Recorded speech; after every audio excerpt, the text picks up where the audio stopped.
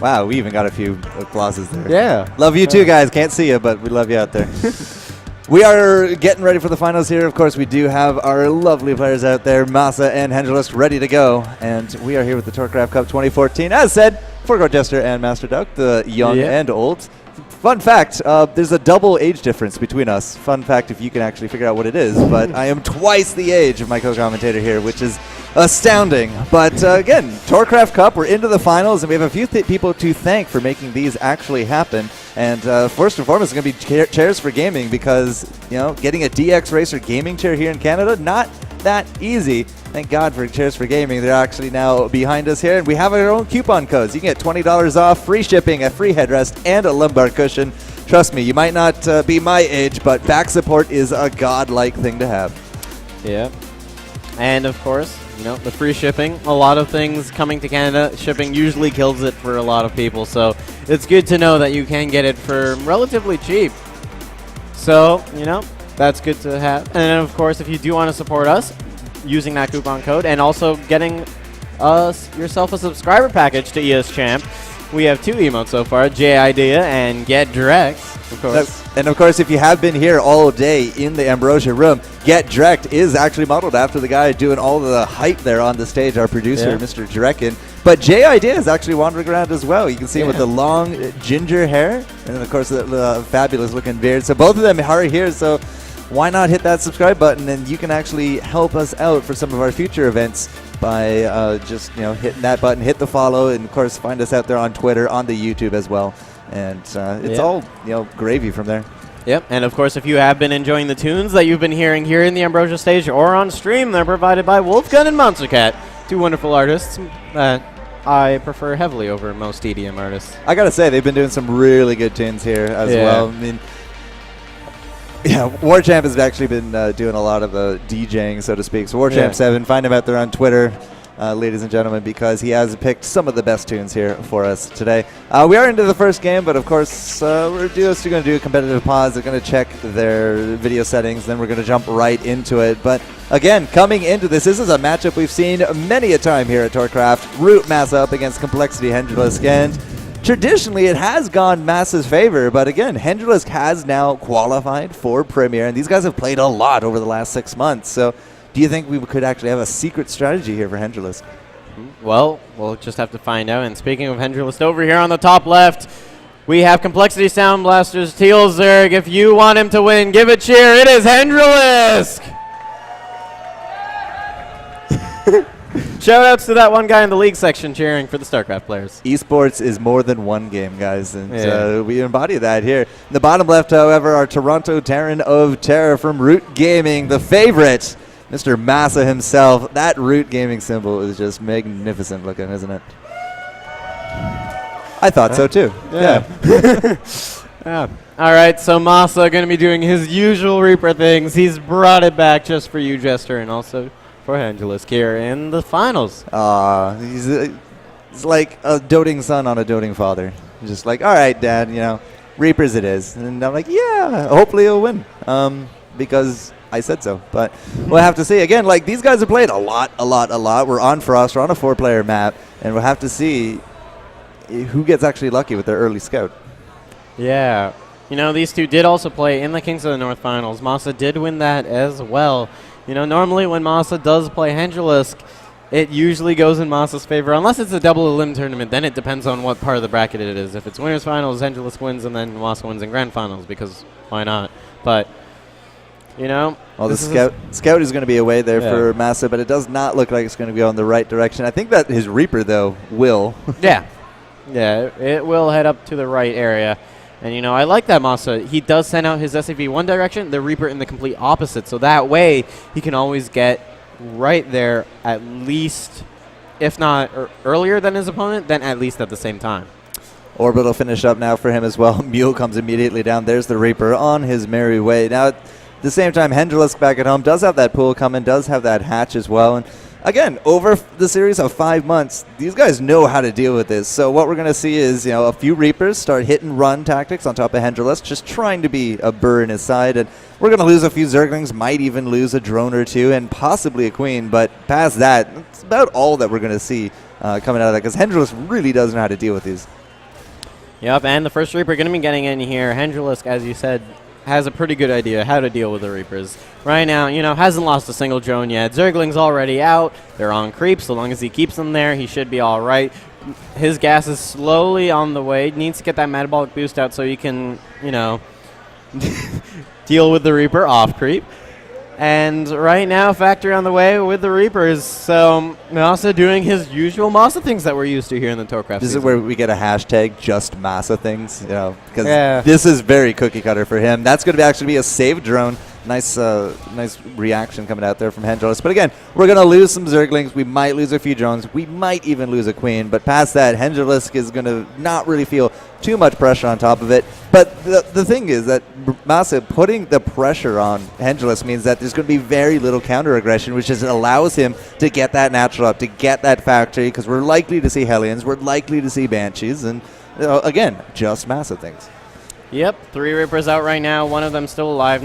Not so great target firing from Hendrilisk. Could have killed off 1 Reaper if he target fired it down, but what's done is done. So these 3 Reapers still going to be trying to get in here. 3 Queens forced out right up to the natural, and those 3 Reapers still going to be leaving.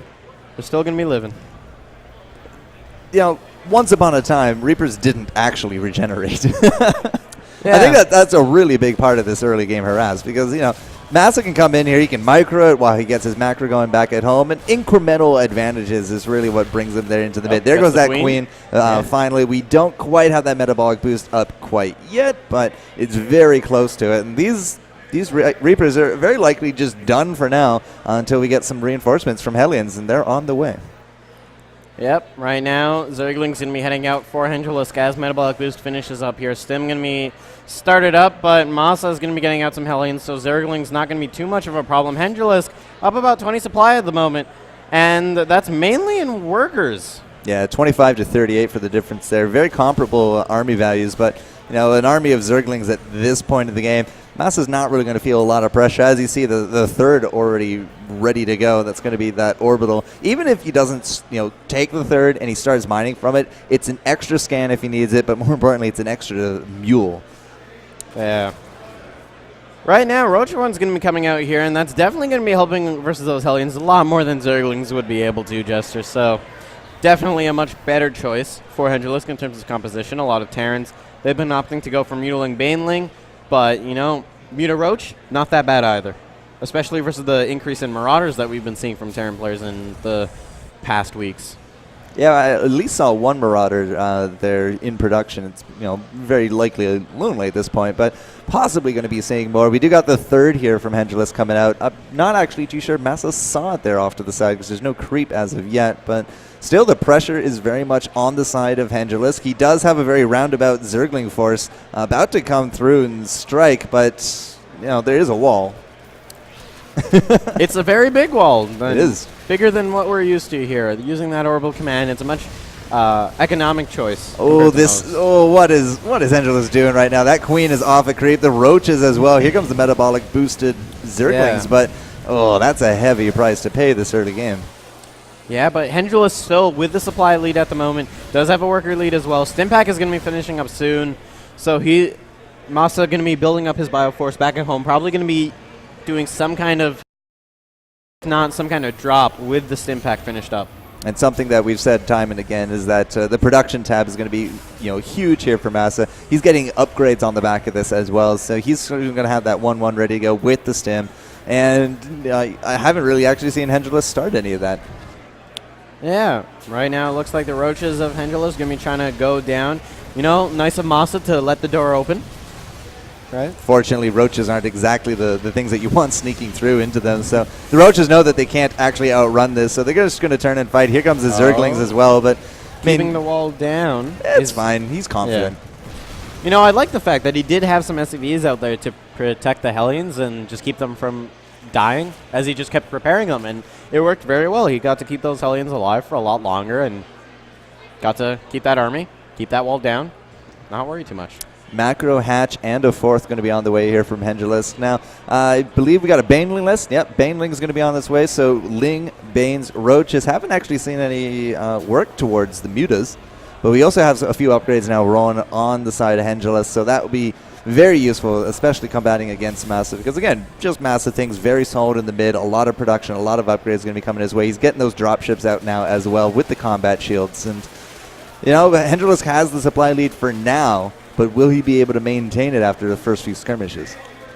Yeah, we're going to have to find out. Right now, centrifugal hooks and 1-1 on the way for melee, as well as Galal Reconstitution. I'm kind of surprised to see the +1 melee, but I guess it is justified because of the fact that he is going to be getting some bailing. So Roach Bait and Bust going to be coming out here, and the Spire going to be on the way behind it. Okay, finally. Yeah. I say finally, but you know, it's 12 minutes in. Yeah, he wasn't doing too bad at the moment without the Spire, and you know, going to be going up to 4 bases here is Hengelus, still up in supply. Not so much an army supply, though.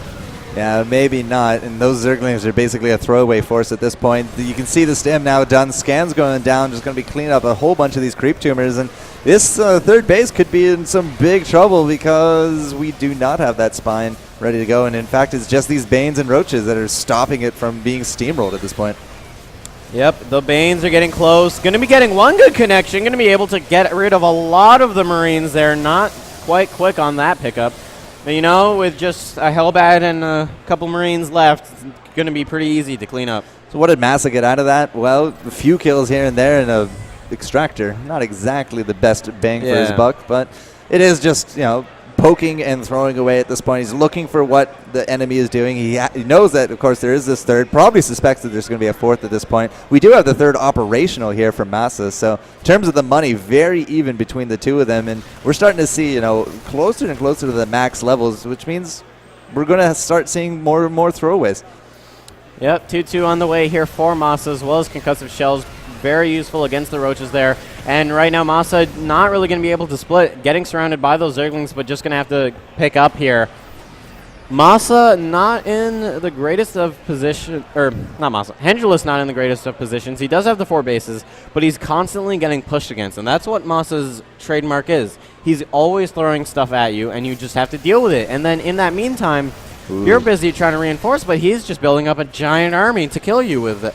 I like those Widow Mines because Widow Mines are going to be very, very favorable in some of these coming fights, and that's not really going to be the connects that the Banelings were looking for. But we do got Mutas now out on the field. You can see the dropships starting to finally take a little bit of damage. That was an empty one that went down, I believe, but oops, a little bit too far. Marines will claim a bit of vengeance there for the fallen pilot, but 154, 162 for the supplies. Hengelus, you know, has to keep trying to match the upgrades at this point because we have at least 2 weapons here for MaSa.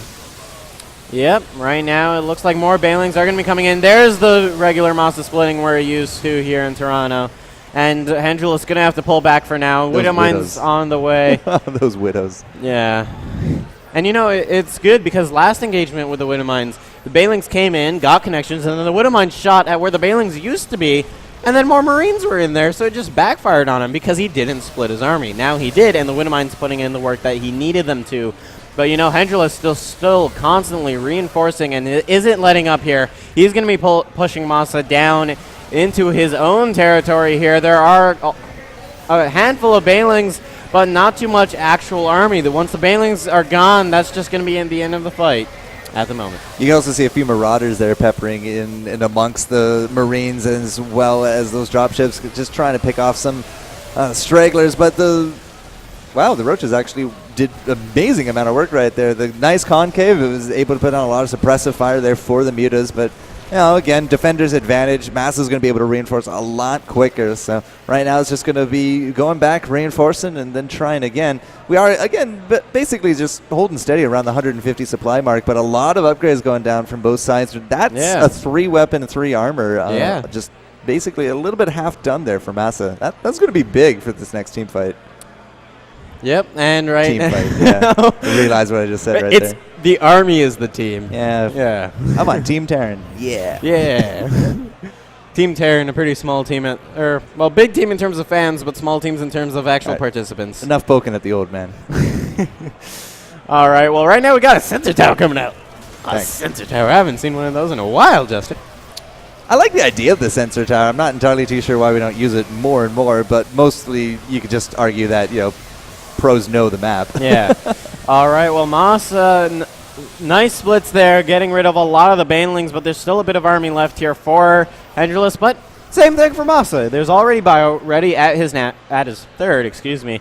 And Hendrelus behind this, though, he's going to be getting up his 5th base. Hendrelus just very good, keeping his economy steady, 81 drones to 71, keeping very on par in terms of army supply. But the thing is that Hendrelus, because he is Zerg, he's been using a lot of low-tier units. So what's happening is that he's having a lot of dead supply. They aren't actually getting able to get into the fight. As soon as they get in, the Marines just kill them right away. And right now it looks like Hendrelus is going to be trying to go for another engagement. Not too many Banelings left over anymore. Mula's trying to put in whatever work they can, but there's a lot of Marines. The Banelings, they're going to get morphed in, but just going to have to roll away. MaSa just going to be able to push Hendrelus back. And that was the 3 weapon as well as the 3 armor finishing during that fight. So the level 3 upgraded Marines with the stim. On the back of that, the drop ships really just doing all the work that they do. I mean, the medevacs do heal quite a bit, and that's a lot of damage. I mean, MaSa is basically full form at this point. He does find this, 5th base now? 5th base. And it's totally undefended. It's almost looked like he found it on a whim, but we're not going to get any kind of use out of it from Hendrelus whatsoever. And he's just going to keep poking into this, but the splits are just amazing from MaSa.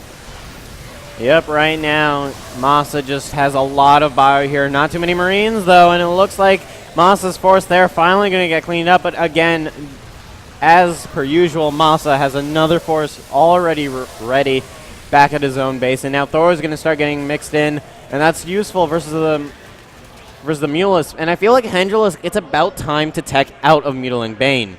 But what would you tech into? Probably into Ultras. Yeah, the Marauder production, the possibility is there, but at the moment he's teching into Thor's. Those resources, man. Yeah. 9,000 minerals between the two of them. That's the gap right now. But as you said, Thors are coming. Ultras would be great up against these bios, but I mean, Thors should just tear right through them. In theory, but a lot of the times the Thors are just there to deal with the Mulus. Their versus ground isn't the greatest, and right now, as you can see, Thors aren't very good at getting away. No, they're very slow. They're very bulky. Yeah. And if we do actually come out of the mutas, but into the Ultras, I mean, that means that you're giving up the air superiority, and those drop ships will just kind of get free. But wow, look at this. Hendrelus is going to commit. Lots of Banelings coming in here, and it's good splits, but that's mainly because there isn't a lot of bio left, and a lot of the workers going to be going down there. Drops to 63. And right now, Hendrelus is going to have to pull back for a little while, but was able to finally deal some damage of his own here instead of just reacting to MaSa. More Banelings going to be trying to come in, and the problem is that Hendrelus realizes there's Marauders there, and the Banelings can't attack the Marauders because they'll kind of get wasted there, so they have to go around the Marauders to hit the Marines, but at the time, the Marauders, they can just kill off the Banelings. I was going to say that we don't really have a lot in the queue there coming out from Hendrelus, and I looked at the gold, I looked at the minerals, and the minerals are just really not there, but the income is very steady for him, so he's really, really trying to make this work. This is actually one of the longer games that we've seen between these two players, and it is only game number 1.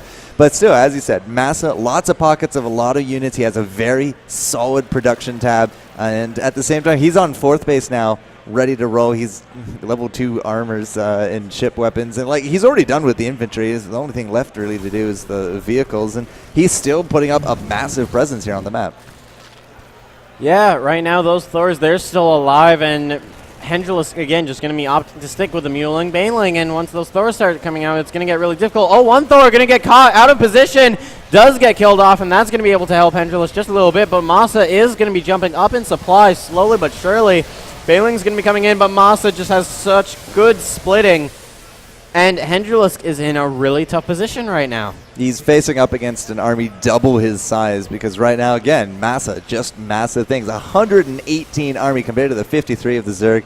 And at this point, I mean, how many mining bases do you even have there from Hendrelus? Because he's starting to drop a little bit in that income. Yeah, Hendrelus only around 2 mining bases. And GG from Hendrelus. MaSa takes game number 1 here in this best of 5. 24-minute match. Again, one of the longer ones we've seen between the two of them, but MaSa very steady, very solid, especially into that mid-game, and he's able to outmass that of the Zerg. And I mean, Hendrelus, as soon as that 4th went down, I think that was really one of those one of the defining moments of that map, because without that 4th, without those minerals, and without that hatchery, he couldn't expand. I mean, the map was consistently covered by MaSa. Yeah. All right. Well, it looks like our next map is going to be Polar Night here for this best of 5. Polar Night, a much different map compared to Frost. I'd say it's a much more Zerg favored map. But in ZVT, especially versus MaSa, the norms don't usually matter. Could we see any kind of cheese?